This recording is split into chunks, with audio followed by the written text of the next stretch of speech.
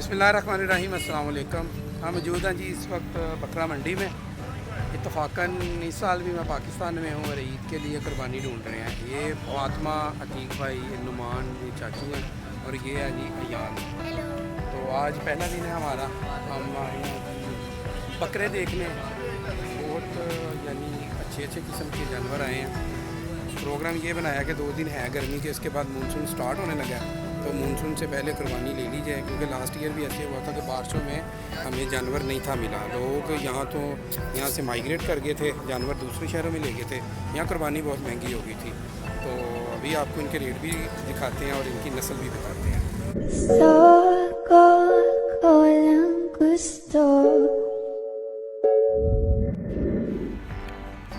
तो बचपन का जोश और वलवला मुझे मेरे बच्चों से मिला। उन्होंने कहा जी जाना कुर्बानी लेने। मैंने भी कहा चलो चलते हैं।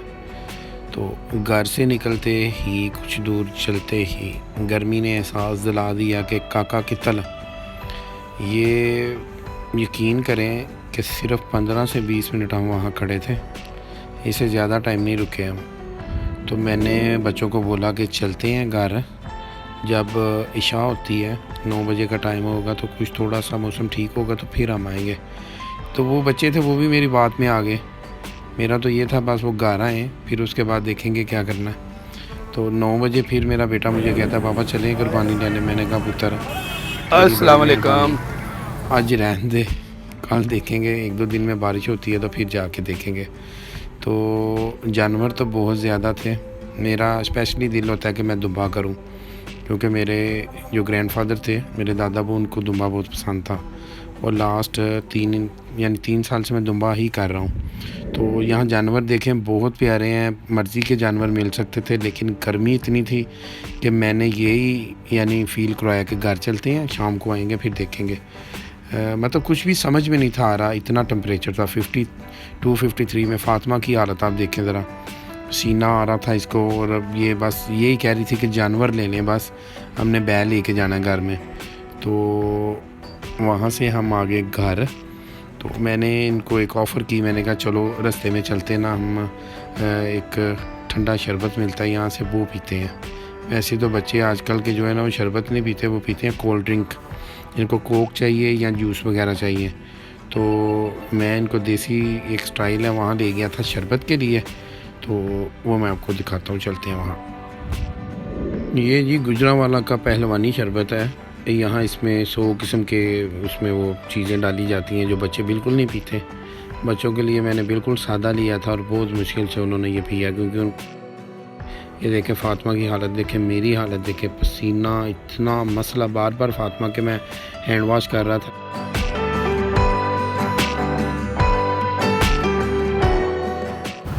अस्सलाम वालेकुम। डे 2 है। डे 2 इसलिए कि इसमें एक दिन का और गैप था। हम उस दिन वीडियो बनाने के लिए निकले थे, बकरा ईद स्पेशल ब्लॉग था। गर्मी तकरीबन 48 था टेम्परेचर और फील लाइक था 52-53। तो बच्चे भी साथ थे। मैं ज़्यादा से ज़्यादा सिर्फ 15 से 20 मिनट बाहर रह सका था। मैंने उनको शरबत पिलाया, ठंडा था, और मैं उनको घर ले गया। मैंने कहा 9 बजे चलेंगे। जब एसी में आप चले जाएँ तो फिर दोबारा आपसे नहीं निकला जाता।